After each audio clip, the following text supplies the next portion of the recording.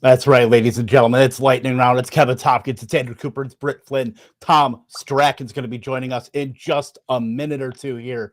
But what's up, gang? We're getting back into the best ball mania 4th Street here on Underdog. It feels like we live here after yesterday, doing all these Underdog fantasy drafts. But you know what? It's like an old pair of shoes. How you guys feeling? Well, we're about to win $3 million in Best Ball Mania, so feeling pretty good about it. Feeling great about it, in fact, anyone out there that comments in the chat today, I will do my best to remember you when I'm rich and famous from this draft. Remember But the little people. but That is no, our motto. obviously no Stay humble. promises. No promises, obviously, but we will do our best. So thank you for joining us today. Absolutely. And if you want to jump into this draft, we got 2 more slots open. I know there is slight delay, but might be able to get in with us here. Get in the chat with us here. Come and make fun of our picks. It just filled. We will get Tom in here in just a moment, but you know what?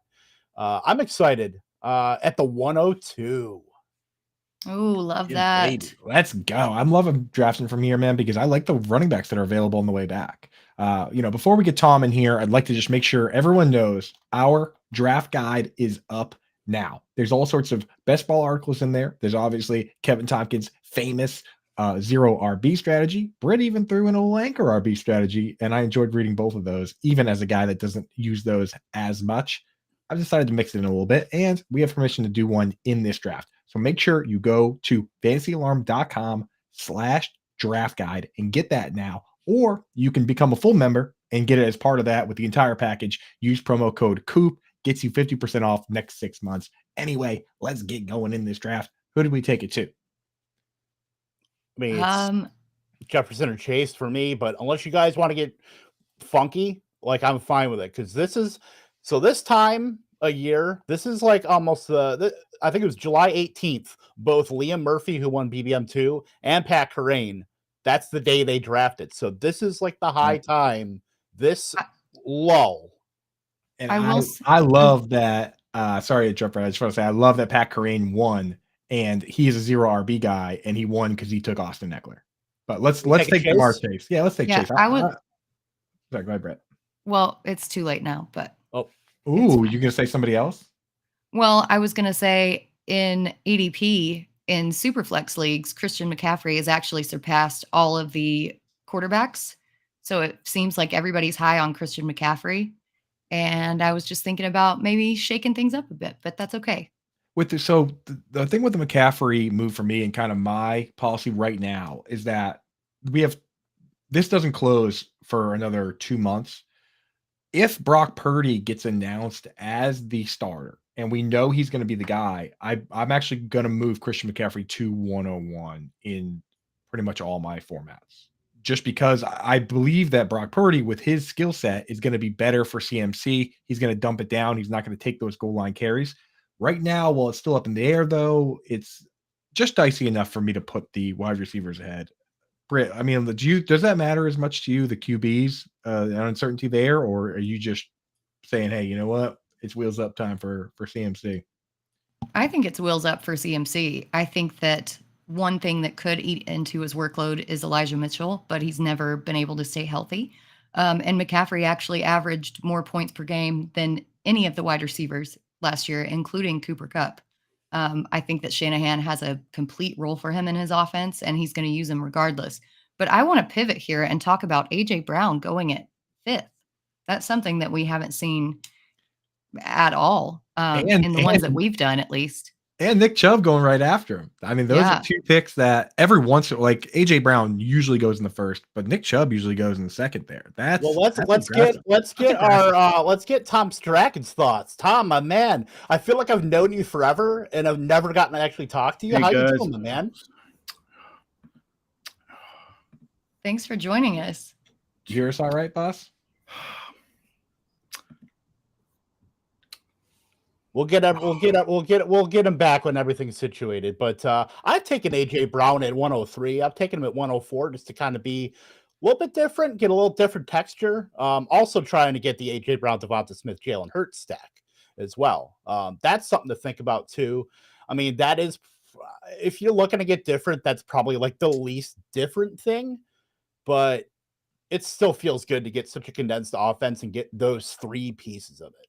Right. And that's the funny part about the stack is that if you wait and take AJ Brown, it's easier to get Jalen Hurts in the second, but you're ruling yourself out from getting the triple stack, right? Because Devonta Smith doesn't make it back. So if you really want to do that stack, the easiest way to make it happen is not waiting on AJ Brown. It's actually reaching on AJ Brown and then hopefully getting lucky on Hurts and then getting Devonta Smith in the next round. So you're right, Kevin. If you really want to do it, you actually got to move AJ Brown up to make it happen. You can't just move Devonta Smith back to the end of the third. He very rarely makes it that far. I think we're good now. Tom, are you with us? Yeah, I am. Sorry, a couple of little bit of a tech issue there on my end. All of a sudden, my headphones just stopped working. But no, I'm here. Looks like you guys got off to a good start without me. Yeah, I mean having the 102 is kind of hard to mess it up. 102. Yeah, I mean there's not really too many ways you can go wrong there. Really, like occasionally I'll mix up some Cooper Kupp a little bit early. I think like for me, Cooper Kupp is my wide receiver too, but you don't really feel like you need to take him that early because he can fall to like the 3, the 4, the 5, even the 6 spot sometimes. So yeah, plenty of Jamar Chase, plenty of Justin Jefferson whenever you get those nice early picks. Absolutely. Cooper Kupp, in 8 games last year, he got 98 targets, still finished as a wide receiver 2 in fantasy football in half a season. Just under half a season now with 17 games. So Cooper Kupp, animal.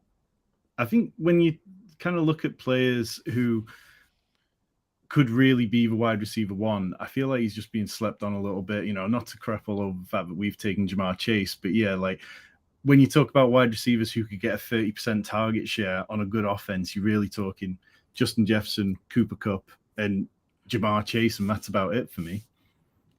Right. The rest of them need some sort of injury that highly consolidates the targets, or I guess Stephon Diggs. Maybe, I mean, if Dalton Kincaid falls flat, then it's basically the same offense it was last year. So it's possible. But again, it's much better when a team doesn't add pieces, right? Because you can feel good about AJ Brown and what's going on there. Just the addition of Dalton Kincaid at all is a little dicey. Right. So Tom, we're on the clock. What are you thinking here? I mean, I'm a big fan of Tony Pollard here. I mean, if you want to go down the T. Higgins road and sort of like go for the mega stack, I don't mind that at all. But otherwise, I'd go with Tony Pollard. You're not pulling my arm with Tony Pollard. How do you guys feel? I'm in. This year I'm in. First time ever. Do I really have to ask Britt about Tony Pollard, the Cowboys fan? At this point, that should be unspoken. Yeah, exactly. Yeah, I mean, T. Higgins is interesting, but how many times is that duplicated? Especially that Chase Higgins turn and then coming around. Maybe you'd think about it if Mahomes were still on the board, knowing that quarterbacks are going to fall, that you could kind of correlate that with Patrick Mahomes. All right, who are we Burrow. going here? We've got 10 seconds left. Yeah, the guy at the turn is going rapid fire, and he blocked that AJ Brown guy from getting. We can go Higgins here anyway because we were thinking about him. I say we do it.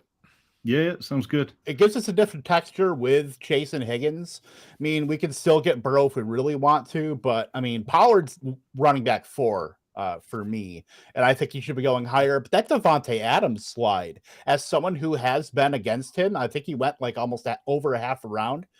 He almost made it back to us in the second round. So I don't think I've seen him slide that far.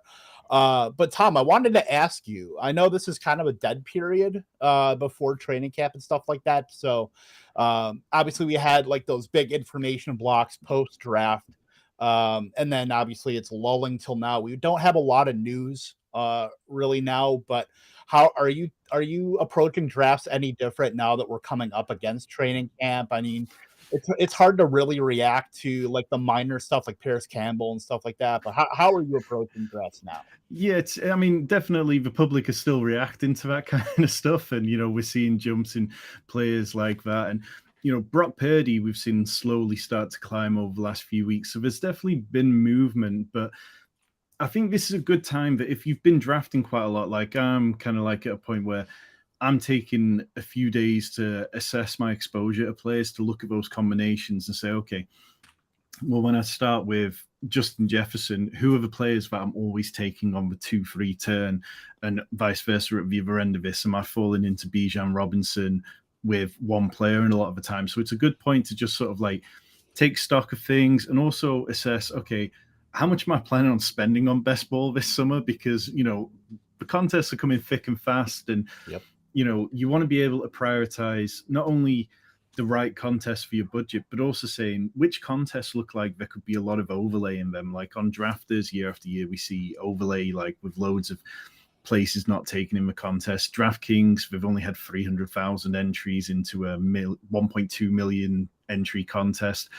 And even on Underdog, it feels like there'll be some contests where you can be chasing overlay. So I think I'm enjoying the fact that things are quietening off at the minute, just taking a breath to kind of plan things for the next sort of like really busy period. And I think you can just look to kind of take advantage of some of those ADPs that are going to rise. I think by the time that training camp opens, I think people will probably feel more confident on Joe Mixon. So I wouldn't be surprised if he rises up. As more casual drafters come in, are we going to see Josh Jacobs pushed up into that sort of second round? We're going to see Saquon Barkley creep closer to the 1-2 turn. So if you feel like you have a conviction on a player, now is the time to just rattle in a few drafts and try and get exposure to that player before the price increases. And mentioning price increases, Dalvin Cook and DeAndre Hopkins, I mean, they're still out there in free agency. How high do you think that their ADP goes once they actually land with a team? So that's a great question, because I think DeAndre Hopkins, you go back to when he was released by the Cardinals and it was like, oh my God, he's going to sign with the Bills, he's going to sign with the Chiefs. That would have been, I think, second round would be fair to say. I think with Dalvin Cook, though, there just isn't really the opportunity for him to be that kind of like player where he gets 20 touches a game, 18 touches a game like he's done over the last few years. And it's a shame for him, because last year was the first year he'd played like a full season of games, I think, in his entire career. But he's just a little too late to the party. Like, if he goes to Miami, we know they're going to use a committee. They've invested enough money where they're not going to turn all the touches over to him. So I think I can definitely see Hopkins getting steamed substantially, but Cook, for me, I feel like maybe we get like a round or two climb up to sort of like that round 6-5 area at the absolute most, but I'm much less confident on him. Coop, you're muted. The big thing is trying to identify who would actually make the jump, right? Because like with Dalvin Cook, you point out that not only like the ideal landing spot that people want, the Dolphins, there's a potential that his ADP doesn't even rise. Like, you didn't even get a bargain. Then there's the possibility that he ends up going to somewhere terrible. Like, what if the Patriots rumors are true and he ends up being James White in that offense, which isn't bad. James White did have a RB1 season, but it's obviously not the bell cow role that we expect, right? So it's like, if we want to look at this time of year, we want to look for guys that are maybe a little deeper. Maybe we're back up, guys. Yeah. All right. Tom, what are your thoughts here? You got ETN, Hopkins. We got the Burrow thing that maybe we can push to the other pick because they got a quarterback. Well, let's take Hopkins. Maybe let's speculate that he takes a cheap deal with the Chiefs, and then we get a Week 17 correlation out of it. But yeah, I wouldn't be against taking Burrow around this corner after the Jalen Hurts guy clearly most likely isn't going to take him. We almost got that would have been an interesting discussion. Lamar Jackson almost made it to us a full round after ADP. Yeah. That's like the age-old, do you take the uncorrelated faller at quarterback, or do you take the guy that completes your stack? I think with Lamar this year, I think you can definitely go for it because you've got that nice cluster of Odell, Zay Flowers, and Bateman. But yeah, what do you guys in with Joe Burrow, or want to push it further on? No, let's do it. Let's do Burrow here. And we were the ones that let the guy before us stack Mark Andrews. I mean, I guess it wasn't our fault. It was the rest of this draft's fault. But he was able to stack Mark Andrews with Lamar Jackson a full round after ADP. Did that guy just win $3 million? Well, we are not going to be winning $3 million in Week 7 because every single one of our players, other than Hopkins doesn't even have a team yet. But we're all Week 7. We're playing every week, but Week 7. Plenty of time yet.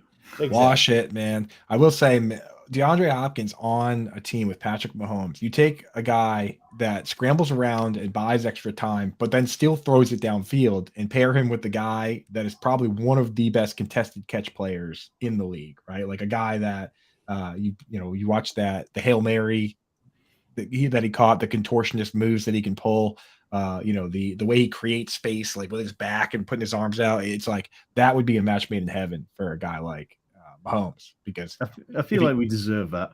I know, right? Hopkins deserves it after all this time. Yes. I was just saying that on the show this morning. Like, just picture being DJ Moore and the quarterbacks he has, and then look at Marquez Valdez-Scantling. That his entire career playing with Aaron Rodgers and Patrick Mahomes. It's like, give me a break, man. Give him 1 year for DJ Moore. Exactly. Speaking of which, Justin Fields just went. Are you in or out? Because that's kind of a divisive topic this year. I'm in on Justin Fields. Like last year, I wasn't in on Justin Fields. I'm probably not taking as much Justin Fields as I could, because it seems like it feels to me like the stacks line up easily on Justin Herbert and the Chargers.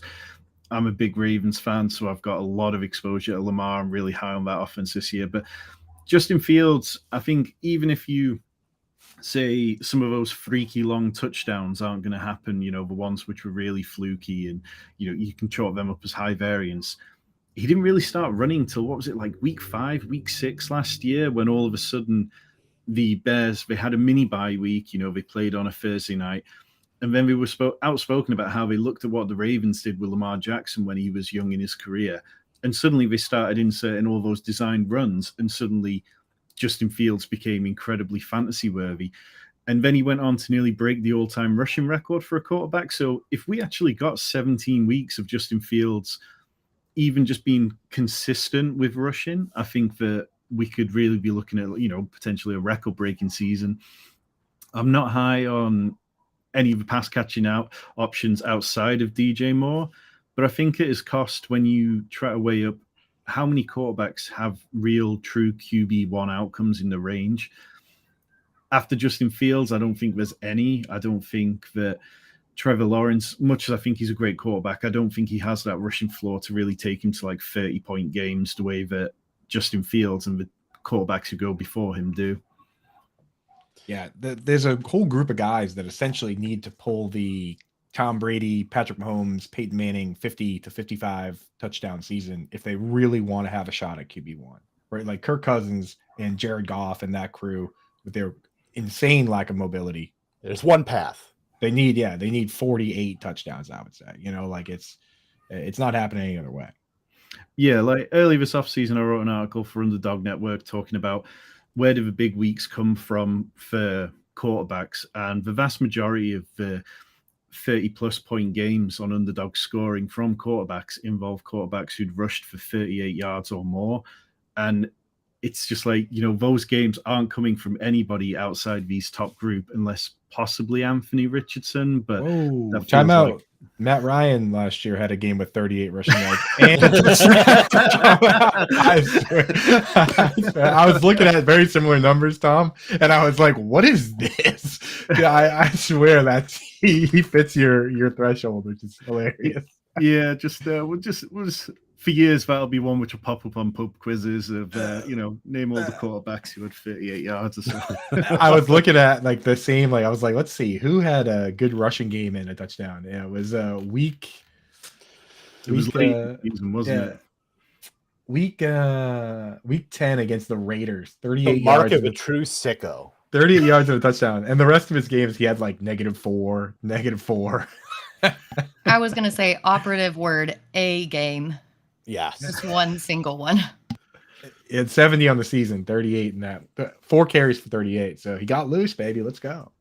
Got loose. All right. We're up right now, actually. Miles Sanders. I know Coop's heart is broken.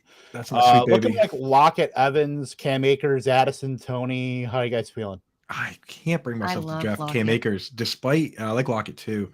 But Cam Akers finished the year so hot last year. It kind of made me a little interested, but I've cooled off. Tom, what do you think here? At this point? I'd go with Tyler Lockett there. Cam Akers, like my big thing this year is I'm trying to draft players whose coaching staff actually like them. I've been burned by Trey Lance. No Antonio Gibson, damn it. Yeah, I've been burned by this sort of stuff before, and if I can get players teams actually like, that'll do me. No DeAndre Swift. No DeAndre Swift. We're back up because Jamie Taylor is motoring through his picks. Yeah. Job, dude. All right. Stick a wide receiver, Akers, Swift, Waller's out there. Oh God. Let's grab Waller. I'm in. I'm down. I like that. Yep, gives us possibly we could always look at taking Daniel Jones and just being done at quarterback at that point if we wanted to. Yeah. The show after Definitely this one, for those watching, make sure you stay tuned after this as well. We're doing the brand new show, the Fantasy Alarm Fantasy Football Show with me, Britt, and Howard, and we're going through our target totem pole. I do this every year, kind of try and rank who I think is going to have the most targets on their team. And I was going through, and there's only 3 teams where I actually think the tight end could potentially lead the team in targets. We have Travis Kelce, obviously, Mark Andrews, and why not the New York Giants, right? So just based on that alone, basically the fact that it's even possible, because we like guys like Dallas Goedert, but would anyone project him to lead that team in targets? You can't do it, right? Not even with 1 injury. He's kind of 2 injuries away from that level. So for when we're talking raw upside, that's one of the key indicators of like really difference making seasons, which is why I really do like Waller this year. I mean, and Waller just like he wins downfield in a way which Dallas Goedert, so much of his production comes on screens and those kind of passes near the line of scrimmage, which is great having those design plays and being able to count on a certain level of volume. But yeah, Darren Waller, he can play near the line of scrimmage or further downfield on the outside, and he's everything that Daniel Jones just hasn't had in the last couple of years. Exactly, like he creates for himself versus some of these other guys like Dalton Schultz, one of the bigger examples of a guy that his best asset is kind of being forgotten about, right? Like just getting lost in the sauce and making those plays. He's got a couple highlights that are kind of interesting, but like if I ask you to show me the cool Dalton Schultz play, it's kind of hard to find. Whereas like Darren Waller, there's a million of them, like he's making serious, real plays. Yep. And the market feels the same way because you're looking at how many Giants wide receivers are between wide receivers 75 and 80. Like all 5 are in that group. Like the market feels obviously very confident in Darren Waller just being head and shoulders above that group because all those 5 guys between Campbell, Wandale, when he gets on the field, I mean, they're all just going to eat into each other. We don't know who's going to be the starting 2 wide receivers, like in 2 wide receiver sets. Like we just don't know. And this team had no players get 100 targets last year. I pulled it up earlier today. I was like, how many teams have 2 guys get 100 targets? How many teams get 3?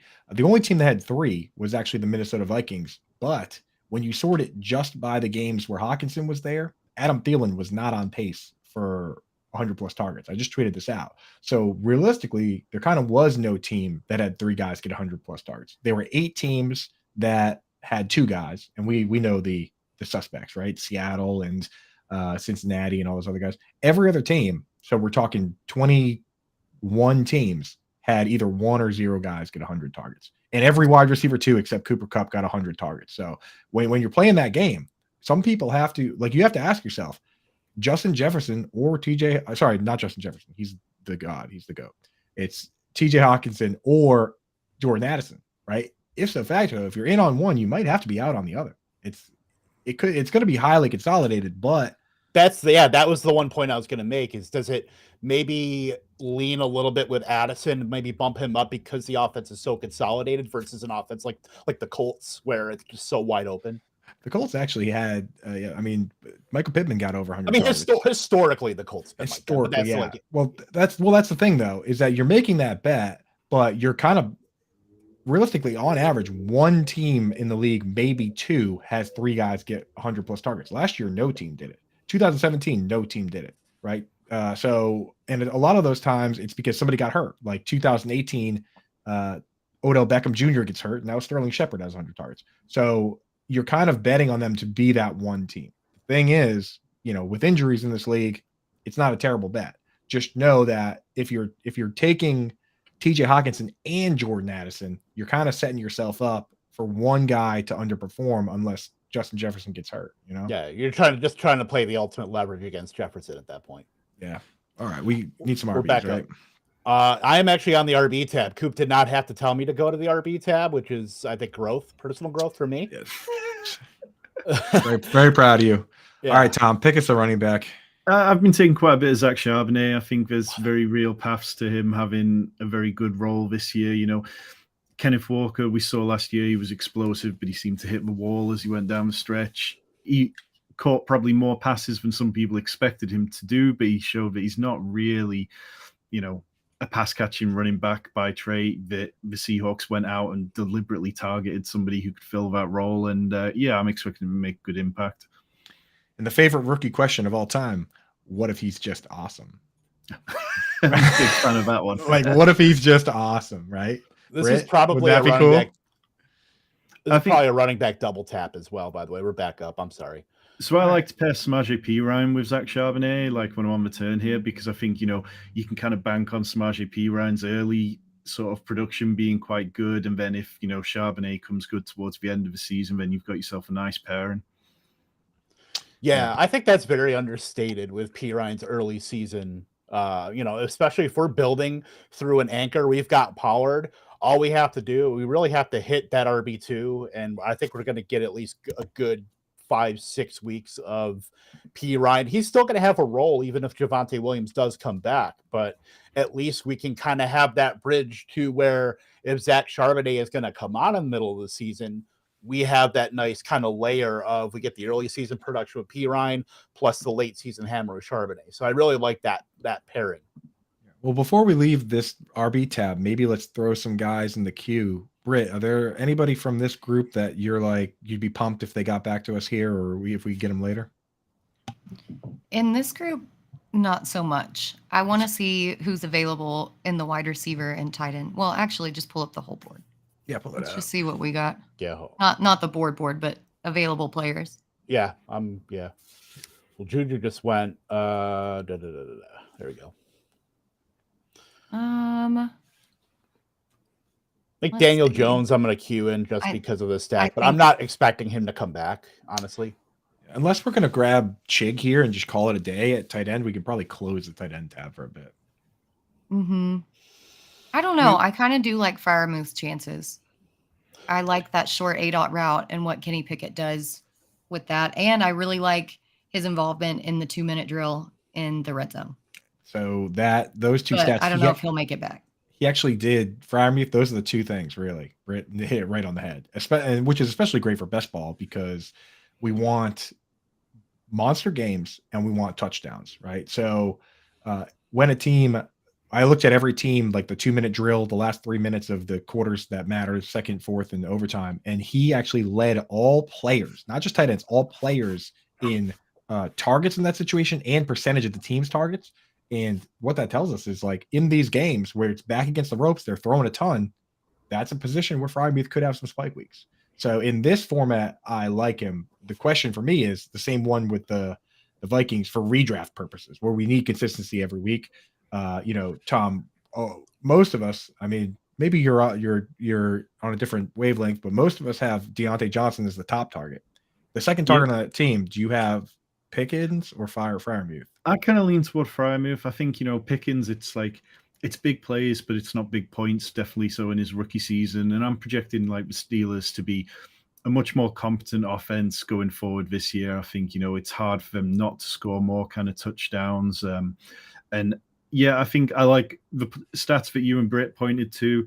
They're perfect because it just shows, okay, so we're talking about a team. They had was it 12 passing touchdowns or something whilst Kenny Pickett was it 12 passing touchdowns the whole of last season or something ridiculous? 12 for the team, 7 for Pickett. Yeah, exactly. So it's like, even if that comes closer to league average and Freiermuth staying involved in that sort of high value area, then he could definitely be on for a good season. I just think George Pickens, he's got such a cult status that I just feel like his price is always just a smidge too high for me, and I am forcing myself to take him because it's a nice, easy backdoor stack by getting Kenny Pickett late sometimes. But I can't imagine I'll be over sort of 5% exposure when the drafts finish. Yeah, the term that I think Matt Kelly from Player Profiler was the first one I heard say it. Vividness bias is the term, which is where you see a player either playing like the national championship game, or you see him on Monday Night Football, or you see him make a really cool play. And then you're like, this player must be good. And Mike Williams is the one that comes to mind for me, where I'm like, you see the really cool plays and you're like, this guy has to be good. Like George Pickett's had that crazy one-handed catch. You're like, this guy has to be awesome.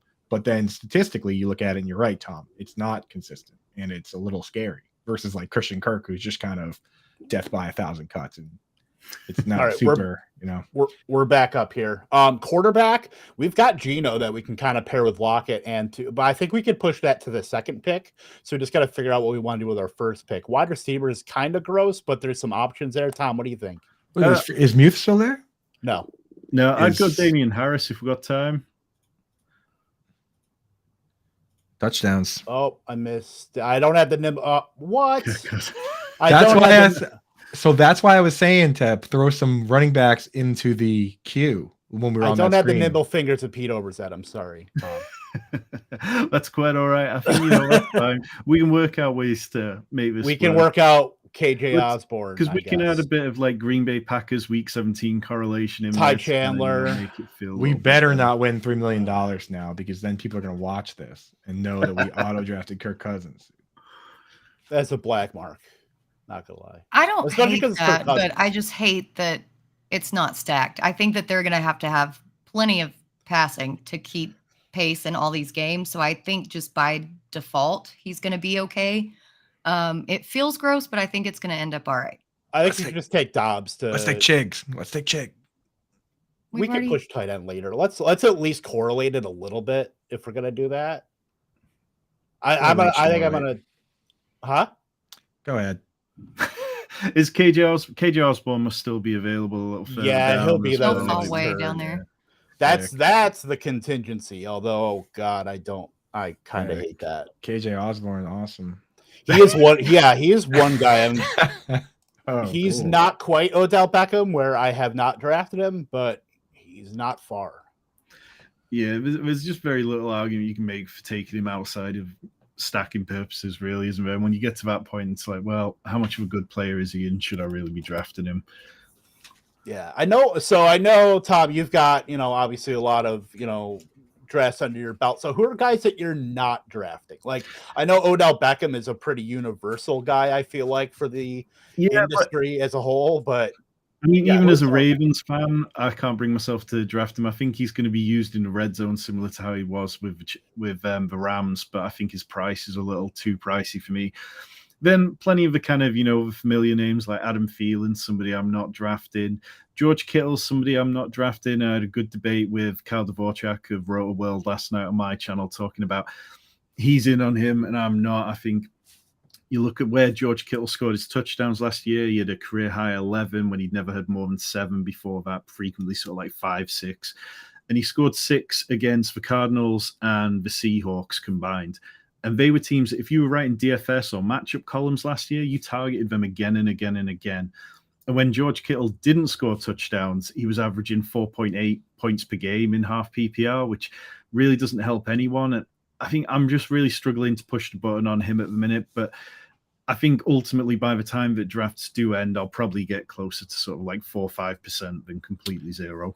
When you pull up the games when all 4 players were on the team and healthy, George Kittle was the 4th target on the team. It was Debo and Ayuk, both with like 40 or so. Christian McCaffrey with like 32, and then Kittle only had like 24. Man, he really was kind of a rubber Tunyon type. In best ball, he's still okay because he runs the 4.52. He's the only tight end in the league that breaks off 70-yard touchdowns at any point, right? So it's possible there, but in redraft, I'm staying away. I'm out. I have Waller straight up ahead of both. Well, once you rank Waller ahead of Kittle and Goddard, that means you're not getting Kittle or Goddard, and I'm content with that. I think, yeah, for me, it's like if I take Kittle, I feel obliged to build him into 3 tight end builds, which I don't want to be doing with a tight end drafted that high, just because I do feel like his floor has been proven to be pretty middling at the moment. So I'm definitely struggling with him, but I'm open to any and all arguments that people want to make in my mentions about it. Absolutely, dude. Everyone out there, hit him up at NFL_T Strack and hit him with all your Kittle engagement. Love it. I think we can get out of this. We can get out of this hole, though. I think maybe. Yeah, the hard part. I don't think we're in a hole. The hard part with the Kittle stuff is that like we all. It's so hard when you all admit that he's a good player, and you have to make the argument for circumstance, because the average Twitter fantasy enthusiast, it has a hard time wrapping their head around, we think this guy's good, but we don't think he's good. That's a difficult conversation to have, and one that gets you in a lot of trouble. Yeah, well, there or the new threads. I saw you on there, Coop. Yeah, dude. I'm a little How do you confused. feel about threads? People are already being mean to me on there. Dude, I was on there for I was only on there for 15 minutes before somebody said something mean. Like, I don't even know. Like, it was a nod from player profiler immediately. Is like, I'm like, dude, you guys leave me alone for 1 second. Dude, is Chig gonna make it back to us? Chig went before we even drafted. Oh, he went way up there? Oh, he went before Ingram? He wasn't even on the board. So you can feel better about the Dubs pick. He wasn't there. Much better. Much better. Yeah. Ooh, there's your guy Dulcich is there though, Britt. You know I love my Dulcich. Yeah, that's another one. Well, let's ask Tom. Once again, you got Jerry Jeudy, probably leading the team in targets, and then Sutton, Patrick, Dulcich, Mims. Completely down with Dulcich. I feel like, there's a little bit of pushback from people being like, okay, well, why did Sean Payton see to bring in Adam Troutman and stuff? But if you're worried about Adam Troutman, I just don't know what to tell you, really. Like, it's Greg Dulcich, the way he played, he was getting vertical and winning the ball, which, like I mentioned with Darren Waller, that's the kind of tight end I want. I want somebody with a ceiling, and he definitely has it. Yeah, Adam Troutman's going to do battle with Chris Manhertz to see who runs the fewest routes. I have a thought here about taking the big bet on that Coop made with the NFL Rookie of the Year bet. Let's do it. Do I believe it's going to happen? Coming back with the Cincy stuff. Good. Do I believe it's going to happen? No, but do I believe $100 to win $5,000 that it could happen? Yeah, I do. I'm throwing money away on this. I forgot Coop made that bet till he mentioned last night. Made it live during our live show draft. I was like, "Rusty Rice Chiefs?" Click. It went down. I think it's at like 2,005 plus 2,500. But on the moment he got drafted, it was plus 5,000. So that's money thrown away, but that's all right. It's a lot of fun. I don't know. He's getting a ton of steam. He's getting a ton of steam. Because think about it. Kadarius Toney hasn't played a full season in his first 2 years. Sky Moore, although yes, he scored a touchdown in the Super Bowl, didn't really do a whole lot. MVS has just been a guy the entire time. Then you brought in Richie James. Say he's terrible. Say MVS is terrible. I'm trying to be nice here, okay? No, this is not the time. Yeah, what if there's a world where all those guys are bad? It's a real possibility. It's a real possibility, and then Rashee Rice is the only good player. Justin Watson and Rashee Rice. That would make me sad because the Patriots jumped in on Juju, and he's part of that. Could just actually be bad discussion. I think, but ultimately, it just doesn't really seem to matter, does it? Because like last year, the term which my co-host used on Fantasy Sanctuary, Rich, he mentioned at one point that they basically moneyballed their way through things when it came to wide receiver, and it's like, what do all these wide receivers do? They get on base. That's right. Yeah, it's true, man. It's hard to argue with them when they win the Super Bowl, which is the end goal. It's really annoying. Yeah, I've heard that is good. Yeah, but you look at his ADOT. I mean, his ADOT was down so much because he just MacGyvered his way through the wide receiver position and was just kind of like bloop, bloop, bloop. Like nobody had to actually run deep routes. And I think that Rice could be the guy to do that and then put his ADOT back up and completely expand this offense even more than it was last year. Yeah, look, someone has to be Byron Pringle. I mean, in that offense, basically, like with some of the plays they run, some of the RPOs, and especially that stupid shuffle pass, it's like anyone can score that touchdown. If they just pick, if it's your turn to score the shovel pass touchdown, then you get it. Like that's the easiest play in the world. So we're going to take Noah Gray in the last round, right? I'm down. Noah Gray got a target in every single game except one. Week 7, week 17. Let the record show he got at least one target in every single game except one. And he got more targets than a bunch of guys that, like, when you actually do the math and start looking at it, like he got a lot more targets than guys that we're drafting. So let's not all pile on Noah Gray, okay? He's a good DFS dart throw every once in a while. Look, I want you guys to just picture this. It's week 17. Bengals and Chiefs. Joe Burrow to Chase to Higgins. 2 touchdowns each. Burrow's got 5. Noah Gray catches 3 shovel passes from Patrick Mahomes. Shane Zylstra 2.0. We bring we it are home. splitting $3 million between the 4 of us. Did we just go into the multiverse? If Noah Gray ends up being the league-winning tight end, but Joe Burrow's score doesn't play because Kirk Cousins threw 7 touchdowns against the Green Bay Packers because Jair Alexander is out. All to KJ Osborne, who we're going to take 7 rounds from now.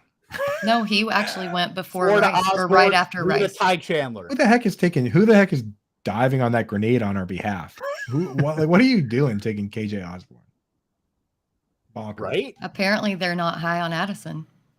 Yeah, I guess so, dude. Or they're just high. Maybe Addison just stinks. Wow. Distinct possibility. It's a distinct possibility. It is. I know Dustin in the chat has a bone to pick with Addison. I've been wondering what exactly is behind that, but I would love to hear. My man won a Bolitnikov. What bone is there to pick? They're just giving him out though. Jalen Hyatt has one. You know what I mean? Like it's they're all over slander. Not a big deal, dude. Good Lord. All right. We're back Eric won the Mackey Award. All right. Which running backs are still out there? Your boy, Jerome Ford. You know who I actually love here is Algier. Yeah. Play a little Bijan not bust season. I don't think he's gonna bust, but gets hurt. But I don't mind it. You can't base your entire offense around that pick, and then if Bijan gets hurt, like he has to be the guy, right? Like, they were using multiple running back. Like Caleb Huntley was like there for a couple seconds. That's a third running back. He got sniped. He got sniped. Are they watching? Are you watching us? What's that guy's name? What's that guy's name? I don't know. Man, what a bummer. All right, who we got on receivers? Jimmy, I'm watching. Tom, what are you thinking? I'd go Jerome Ford if you wanted to go running back. Like, I think we only have 3. I think we better. I quietly like Devin Singletary. I do like Devin Singletary, but he's a 7. But he's a 7. Another week 7. Oh, yeah. We might as well lean into it at this point. Oh, that's a shot to me with Tyquan Thornton. My DFS guy I was plugging in every week at 3,000 on DraftKings. Well, what's going on at tight end? Are we just doing one, and we're just going to lose? We got 2. We got Dulcich. Oh, that's right. Okay, yeah, we're done at tight end. We're done. I think we can take Jaden Reed if you want to really play on that correlation, but there's nobody else screaming like Isaiah Hodgins maybe for Daniel Jones. Well, I'm not drafting Marquez Valdez-Scantling. That's for damn sure. I hate Isaiah Hodgins. Yeah, I'm fine with. I mean, with Green Bay, odds are it's going to be Watson leading that team in targets, especially the deep ones. But you know what? They have a lot of guys that can play in the middle. They drafted 2 tight ends. They have Romeo Doubs. We obviously made enough of a bet on the second guy. Maybe one of those guys gets 100 targets. The leaders in the clubhouse are Doubs and Reed. You know, the worst case scenario is the 2 eat each other's targets and kind of cannibalize each other. But I mean, Doubs was pretty efficient. You know, he was getting on the field too, and Jaden Reed's kind of a wild card, but was getting some buzz. I do like at least getting those 2 options in an ambiguous offense. Just going back to your Tyler Algier stuff, like I've been taking Tyler Algier, and partly because if there's anything Arthur Smith can do to annoy us in the fantasy football realm, then he's going to do it. Like the obvious thing seems this year, like just ruining Bijan Robinson's fantasy value by just playing Tyler Algier, who admittedly was a very good rookie last year. Yeah. But on the Green Bay wide receivers, I can't bring myself to draft much Christian Watson at cost because so much of his production came on those kind of high value touches last year or freaky plays. And I think the difference between where he's going and where Reed and where Romeo Doubs is going, it just feels like it's too great a difference. So I'd rather take the cheap guys and just lean into that ambiguity. Yeah, for sure. I mean, well, so speaking of that, we have one of our very favorites in the chat, Chris Sellers, yelling for Terrace Marshall. Very ambiguous situation over there with the Cats, with Adam Thielen being the first guy off the board at pick like 120. Like he goes outside the top 100. They all do. If you're going to pick one of those guys, ADP factored in, who do you like from the Panthers? Out of Chark, you got Chark, Marshall, Thielen, and also Jonathan Mingo. I've been taking plenty of Chark because, that feels like a reasonable bet of, there's some upside there. We kind of know what he is, and the cost feels fine. Mingo, I have been mixing in occasionally because, again, he can open up that stack where it's like, right, I don't have as many stacks I'd like to buy at this point in the draft. I'll take Mingo here, maybe Chark later, Hayden Hurst if I absolutely have to, and just tap on that to a Panthers stack. But Adam Thielen, you looked at so many of his efficiency metrics last year, and they just seem to go off the cliff edge, and I find it really difficult to click his name. But yeah, Chark, I'm definitely happy taking him. Mingo, I don't mind him. I think the Panthers play, is it the Jaguars in week 17, which feels like a game which could be plenty of fun. So I have been adding those kind of little correlations when they fall to me. One more question for you. Will you say Jaguars again? Jaguars? Yeah, that's that. Some words really shine with your accent, and that's one right there, dude. It's like it makes it really makes it sound like a luxury vehicle when you say. I mean, that's London's team, Yeah, that's right. DJ Chark, I mean, I'll tell you this. You're not going to find a guy who's 6'3", running 97th percentile speed that has a 1,000-yard season on his resume any deeper in this draft than DJ Chark. He's the paper tiger, right? And let's get into narrative street a little. How many players have revenge games in week 17? Because that come around week 17, all those matchups are going to be DJ Chark against the Jags. It's a revenge game. Do you think he's going to be healthy during week 17, though? No. That's why I go back to what I said, the Laviska Shenault revenge game. A double revenge game? Like a literal battle? This is better than a Taylor Swift song. Right?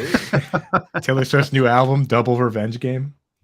It actually, Speak Now drops tonight at midnight. She has another one already? Yep, Speak Now Taylor's version. So I do not apologize for the person that I'm going to be tomorrow. Just FYI. So is that an album she already did and she's just stealing it back from that guy that Scott, what's his name? Fuzzy something?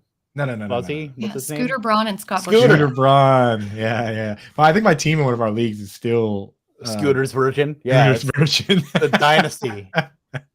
I only listen to these Scooter versions on Spotify. I want to support my boy in his entrepreneurial endeavors.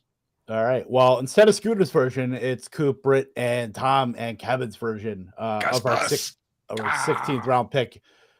I like a lot of these guys. I almost like these guys better than the group we were looking at 4 rounds ago.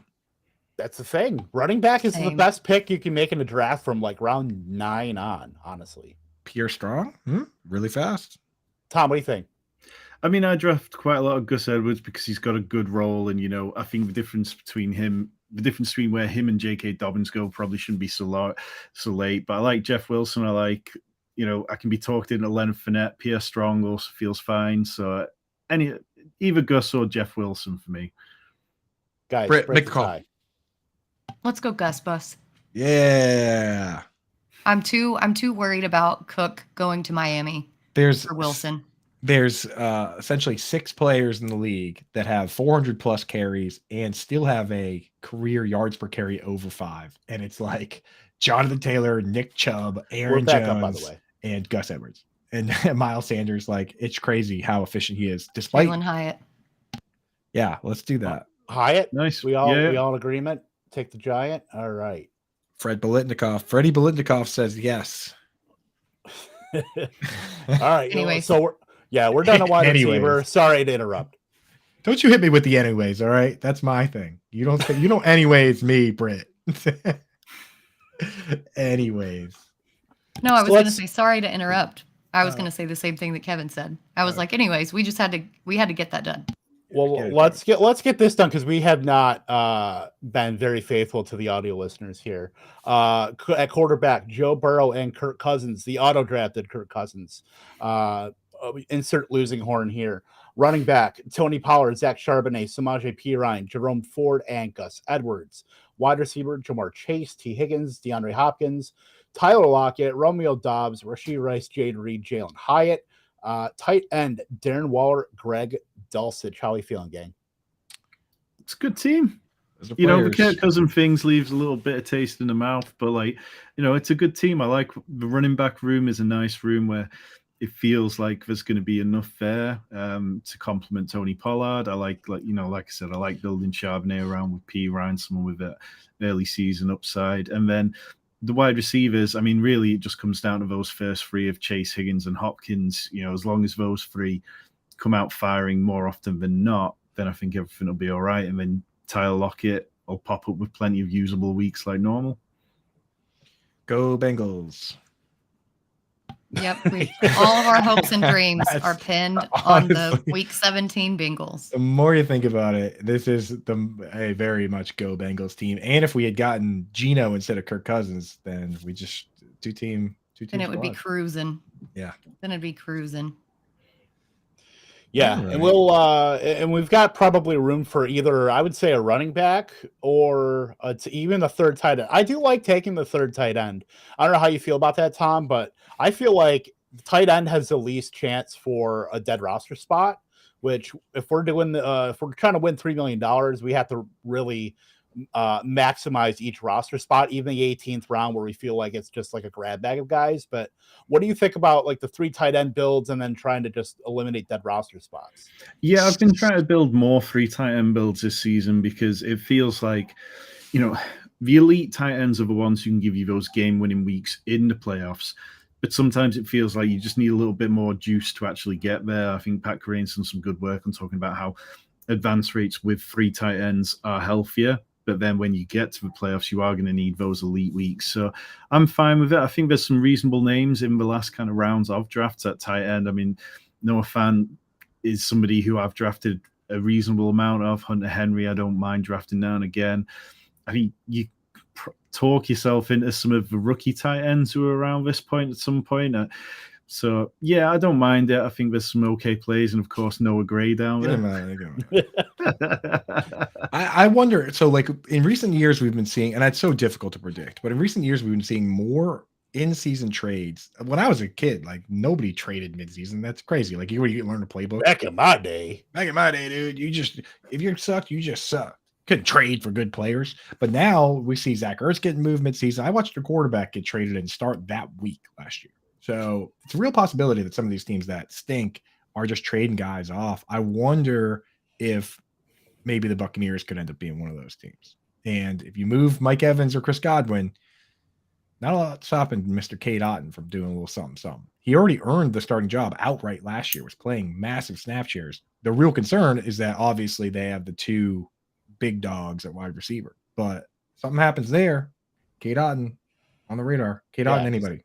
Hey, look, you don't have to pull my arm on Cade Otton. He's like a guy I do draft in the 18th round. I mean, that room is cleared out. The tight end when Cam Brate's gone. It's Kokieft, who is basically a blocker, a 6 offensive lineman.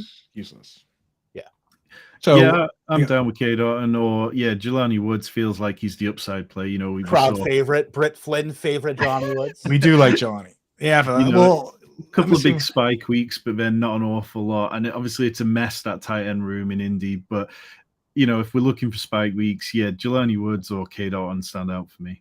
Let's do Jelani. Yeah, the other one that's interesting is Hunter Henry, who just went. If you really think about what this team did in 2011, the last time that Bill O'Brien was calling the plays, they leaned heavily on the tight ends, both of them. Rob Gronkowski finished as tight end 1 in fantasy. Aaron Hernandez finished as tight end 3. And then Wes Welker got a bunch of targets. That would be Juju's role. So they basically just built the worst version of the team they had then. With Mac is Tom Brady. Gronk is, Hunter Henry's Gronk. Mike Gesicki's Aaron Hernandez. And then Juju's Wes Welker. So they're, it seems pretty clear what they're trying to do. It's going to be worse, but there's something to be said for that Rob Gronkowski role. Is there not? The Patriots propaganda. Did I not say something just now? The propaganda that's going on here is I think we all just got burned by John O. Smith and Hunter Henry over the last couple of months, last couple of seasons. Yeah. Yep. Hunter Henry, by the way. Expired. I'll tell you right now, he's great versus man-to-man. He's got a lot of contested catches. And when he scores a touchdown, I'm going to be tweeting Hunter in the hen house like always, okay? And he definitely scored that touchdown against the Vikings on Thanksgiving. That should have counted. That's it. No more Patriots propaganda, but that should have counted, okay? I guess to be fair, I would probably be the one typing Hunter Henry in the hen house before you. Yeah, probably. But I want that on the permanent record. That was a touchdown. Fine. Whatever you got to do to get this meat wagon going. But Tom, thank you so much for joining us, my man. Tell us where we can find all your stuff, because I know your YouTube channel is blowing up, and I love it. Cheers, man. Yeah, you can check out Fantasy Sanctuary on YouTube. We're busy with like lots of best ball content. Rich, my co-host, takes care of all the dynasty side of stuff. We're just starting to turn our attention to redraft as well. You can also check out my work writing for Fantasy Pros. Lots of content coming out for them over the next few weeks. So thanks for having me. Really enjoy all the work that you guys do, and it was a real pleasure joining you for this. Tom, you're the man. Thank you, Tom. Can't wait to split this money with you. Big. Yeah. What are you buying? If you get this, what are you buying? I'm buying a ticket straight to New York so I can draft even more teams. Yes, right, dude. That's right. Nah, you got to get yourself a Jaguar. Not an Aston Martin. I mean, Aston Martin's actually quite a bit cooler in my opinion. It is. James, that's the James Bond car, right? Yeah. I'm down. Yeah. All right, we're all getting Aston Martins. Good deal.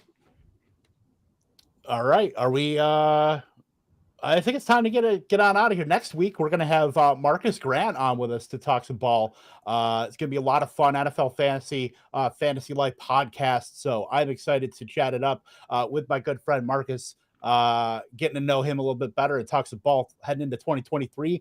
For Coop, for Tom, for Britt Flinn, we are out. Toodles.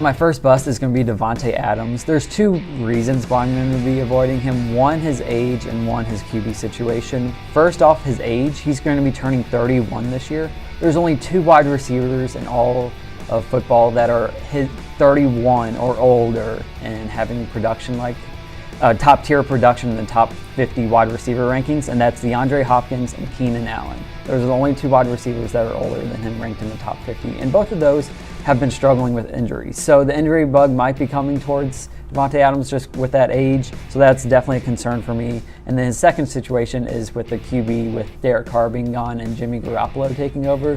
Garoppolo doesn't target downfield as much. He's more of those quick, short passes, release the ball quickly. So that's definitely a concern for Adams, especially with he relies so much what he did in Green Bay with his touchdowns. And he's currently being drafted at 17 for his ADP, so that's a bit too high of a price for me to pay for him. Yeah, definitely a high price if you want to get Adams. I can totally understand why you'd be fading him. I actually have a former teammate of Adams as my first bust, and that is New York Giants tight end Darren Waller. He was dealt to the Giants this offseason, takes over as their starting tight end. My issue with Waller is he just can't stay healthy. He's played just 20 games the last 2 seasons because of various injuries. Now he moves to a new offense, an offense that's not going to throw quite as much as Las Vegas did. I think he could see less targets. Waller might still have a decent season, but I'm expecting his numbers to be up and down, especially compared to past years, and I just have a hard time expecting consistency from him in a move to a new offense and with his injury issues of the past. I'm just letting somebody else deal with him. I don't think he's worth the risk.